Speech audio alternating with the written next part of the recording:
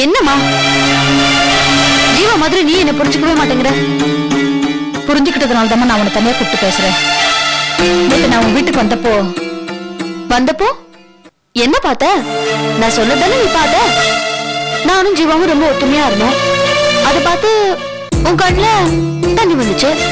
அது ஏன்னு ஜீவா கேட்டப்போ நீங்க 2 பேரும் இப்படி ஒத்துமையா சந்தோஷமா இருக்கிறத பார்த்து நான் ரொம்ப ஃபீல் பண்ணிட்டேன்னு நீ தானே சொன்ன? தெரியும் அகிலா, எனக்கு எல்லாம் தெரியும்.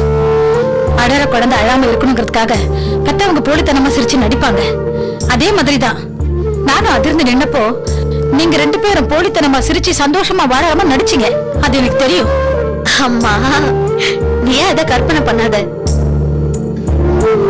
எதடி கற்பனை? எது கற்பனை? உனக்கு பெரிய வேலை கிடைச்சி அந்த வேலை அவருக்கு கிடைக்காம போயிடுச்சே, அது கற்பனையா? இல்ல அவரை முட்டாளாக்கிட்டு நீ புத்திசாலித்தனமா 4 பேர் முன்னாடி பேசிட்டு அதுக்கு பின்னாடி வர விளைவு என்ன தெரியாம நிக்கிறியே, இது கற்பனையா? இந்த வேலை வேணை விட்டுட்டு சொன்னப்போ நீ அவரை எதிர்த்து பேசி அவர் உன்னை அடிக்கிறது கையை ஓங்கிக்கிட்டு வந்தாரே, இது கற்பனையா? இது பாரு அகிலா, இப்பதாம்மா இது புகைய ஆரம்பிச்சிருக்கு. இது ஆரம்பத்துக்கு தண்ணி ஊத்தி அணைச்சிடு, இல்ல முனையிலே கிள்ளி போட்டுடு. அகிலா, என்னதான் நான் உன்னை பார்க்க வந்தாலும் நீ என்ன பார்க்க வந்தாலும் உன் வாழ்க்கைக்கு ஆதாரம் அஸ்திவாரம் எல்லாமே உன் புருஷன் தாம்மா. நீ விட்டு கொடுத்து வாழற வரைக்கும் தாம்மா ஜீவா அகிலாவோட புருஷன். நீ ஏதாவது தப்பு பண்ணி பிரிஞ்சு வாங்கினா ஜீவா கமலாவோட புள்ளி ஆயிடுவாரு. அம்மா, நீ எதோ கற்பனை பண்ணிக்கிட்டு நீ எதுவும் சொல்ல வேணாமா. நான் படிச்சவ, நீ படிக்காதவ, என் பிரச்சனை எதுவும் உனக்கு தெரியாது தானே சொல்ல வர? அகிலா, நான் வாழ்ந்து முடிக்க போறவ. நீ இப்பதான் வாழவே ஆரம்பிச்சிருக்க. நான் திரும்பி பார்த்தனா தப்பு எது சரி எதுன்னு எனக்கு நிறைய தெரியும். ஆனா உனக்கு திரும்பி பார்க்கறதுக்கு எதுவுமே இல்லம்மா. நீ படிச்சு அனுபவப்பட்டிருக்க, நான் வாழ்ந்து அனுபவப்பட்டிருக்கேன். இப்ப நான் எது சொன்னாலும் உனக்கு புரியாதுமா. இது அம்மாவோட வார்த்தை எடுத்துக்காத, எச்சரிக்கை எடுத்துக்க. ஜீவாவோட சந்தோஷமா வாழற வழியை பாரு. என் அம்மா கூட என்ன புரிஞ்சுக்கலையே.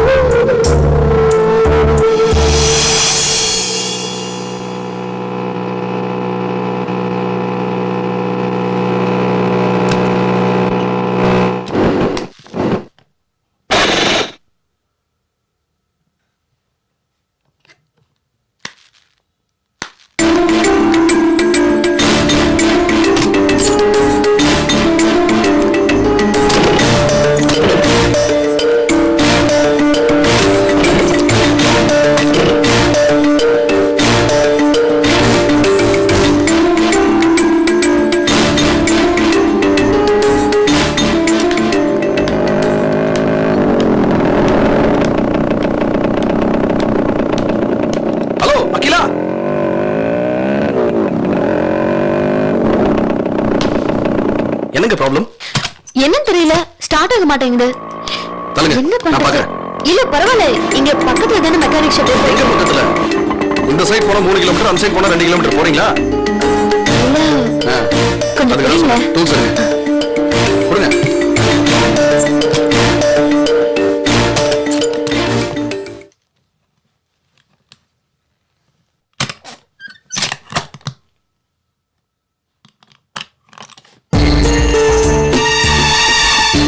எம்என்சில ப்ராஜெக்ட் மேனேஜரா ஜாயின் பண்ணிருக்கீங்க. இப்படி நடு ரோட்ல நின்னுகிட்டு ஸ்கூட்டர் ரிப்பேர்னு சொன்னா என்ன அர்த்தம்? கம்பெனில ஏதோ கார் கொடுக்க போறதா அம்மா சொன்னாங்க, கொடுத்துட்டாங்களா? இனிமே தான் கொடுக்க போறாங்க.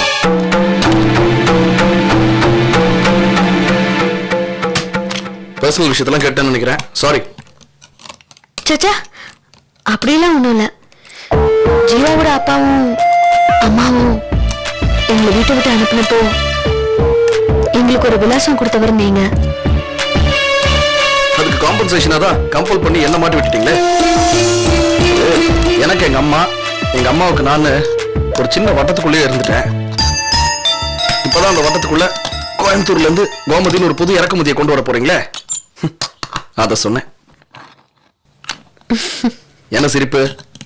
இப்படி எத்தனை நாளைக்கு தான் உடஞ்ச தாஜ்மஹாலை நினைச்சிட்டு இருக்க போறீங்க? ஜீவாக்காக நீங்க உங்க ஒருதலை காதல விட்டு கொடுத்தது அவர் என்கிட்ட சொல்லிட்டாரு.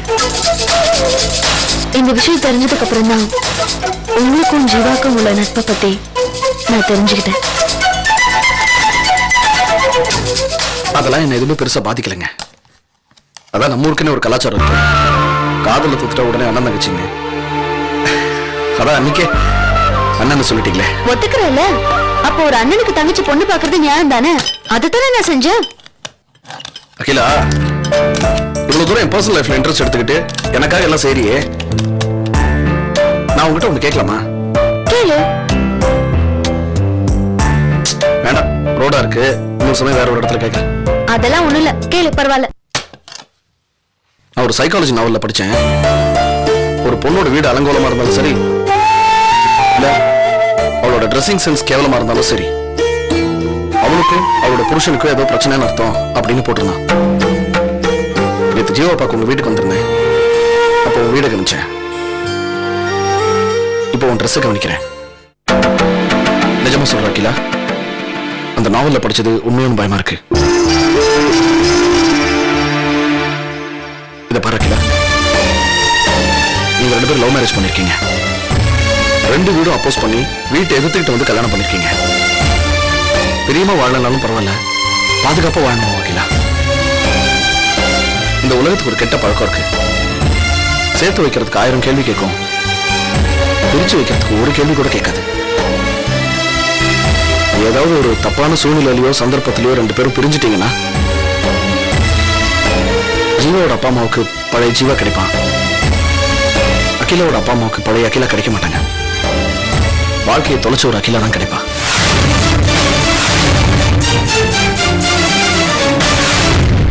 நான் ஏதாவது ரொம்ப பர்சனலா பேசியிருந்தேன்னா ஐம் சாரி. ஒரே கம்பெனிக்கு நானும் ஜீவாவும் 2 பேரும் ஒன்னா இன்டர்வியூக்கு போனது, அதுல நான் செலக்ட் ஆனது.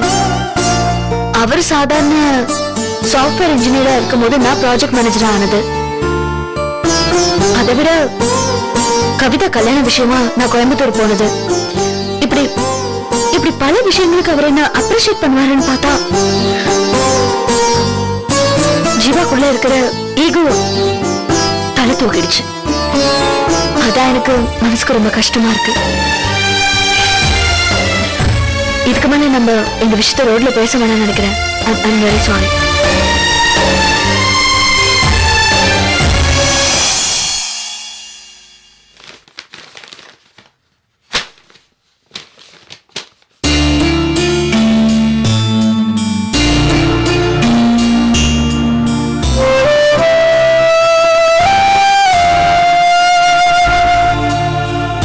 என்னாச்சுங்க?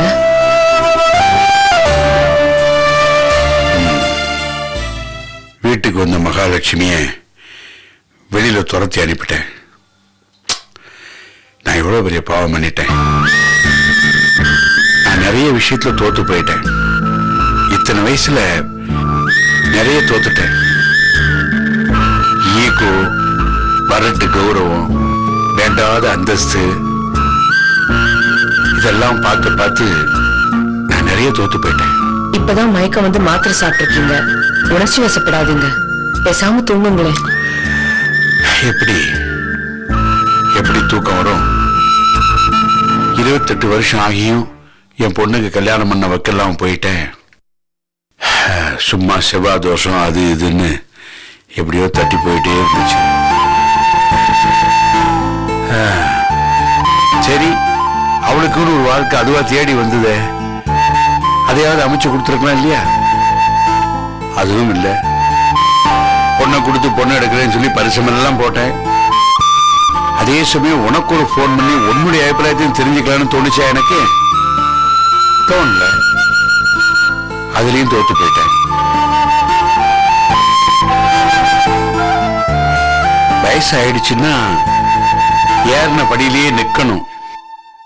மேல நான் ஏறதா நினைச்சு எனக்கு தெரியாமலே கீழே இறங்கிட்டேன். சரி, ஏதோ நடந்து போச்சு. இனிமேலாவது புட்சாத்திரமா நடந்துக்கணும் அப்படின்னாலும் தெரிஞ்சுதா? அதுவும் இல்லை. யாருக்கோ ஒருத்தனுக்கு 1 கோடி ரூபாய் கடனை கொடுத்துட்டு நல்லா மாட்டிட்டு முழிச்சேன். நல்ல வேளை மருமக என்னை காப்பாத்தினா. இல்லைன்னா என் கதி ஜெயிலுக்கு போயிருப்பேன், மானம் போயிருக்கும். சரி, இவ்வளவு நல்லது பண்ணிருக்காளே அந்த அகிலா, அவளுக்கு நாம என்ன பண்ணோம்?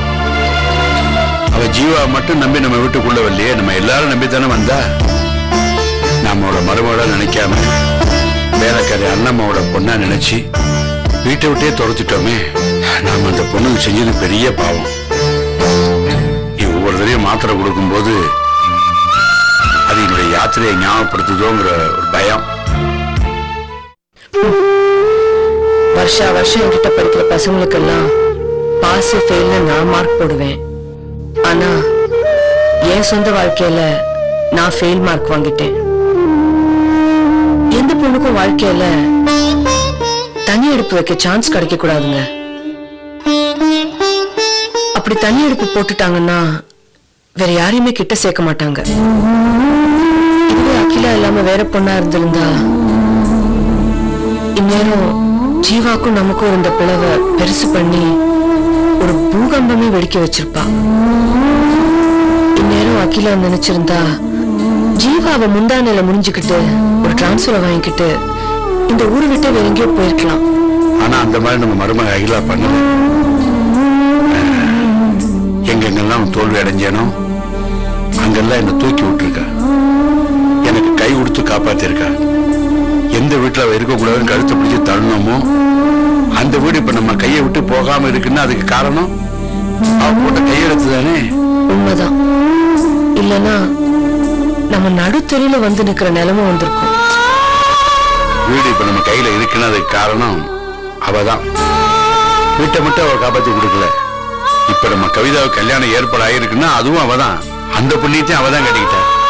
அது மட்டுமா, என்னுடைய நண்பன் முருகன் அடிமையோட பொண்ணு கோமதிக்கு ஒரு நல்ல வாழ்க்கையை அமைச்சு கொடுத்திருக்காளே, அது எவ்வளவு பெரிய காரியம்.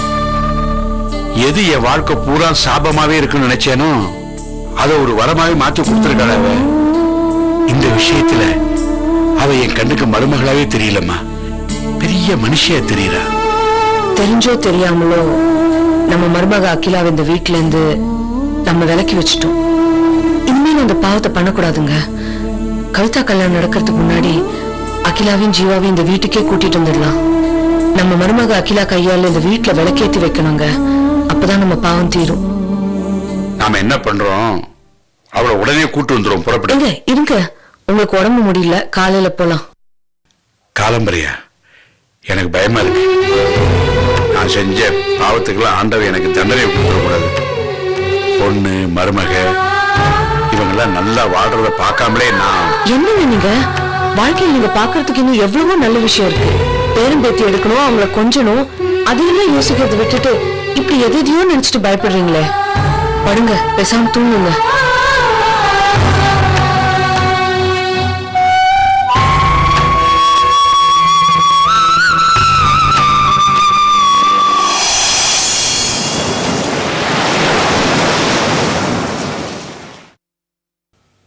என்னங்க டீ இங்க வைக்கிறேன், குடிச்சிருங்க.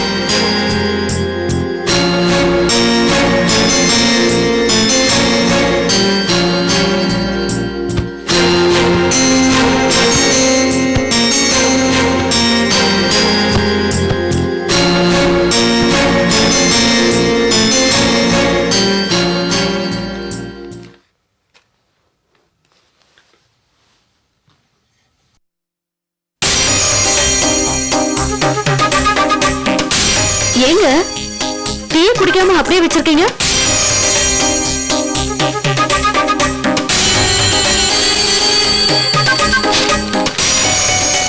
வாழ்நாள் பூராவும் நாம இப்படி இருக்க போறோமா ஜீவா? நவகிரகத்துல கிரகங்கள் மாதிரி நீங்க ஒரு திசை நான் ஒரு திசைன்னு திரும்பிட்டு இருந்தா நம்ம வாழ்க்கையில சந்தோஷமே இல்லாம போயிடும். கொஞ்சம் படிக்கிறத விடுங்க.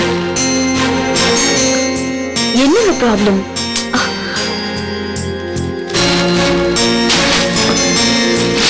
சரி ஓகே, நீங்க தட்டி விட்டதுல எனக்கு ஒண்ணும் கோவம் இல்ல. அதுக்கு உங்களுக்கு உரிமை இருக்கு. நீங்க என் புருஷனாச்சே. அப்புறம் உங்களுக்கு ஒரு விஷயம் ஞாபகம் இருக்கா? போன மாசம் உங்களுக்கு நட்சத்திர பர்த்டேன்னு கோயில்ல போய் உங்களுக்கு அர்ச்சனை பண்ணோம்ல. ஆக்சுவலா இங்கிலீஷ் தேதி பிரகாரம் இன்னைக்குதான் உங்க birthday.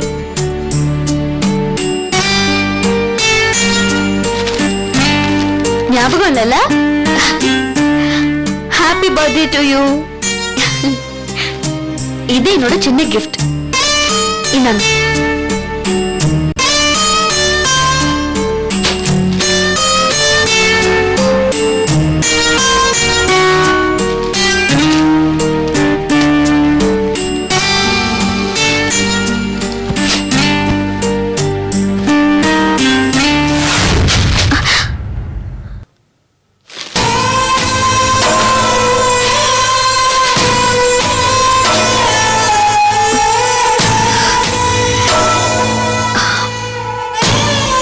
Why should I get hurt?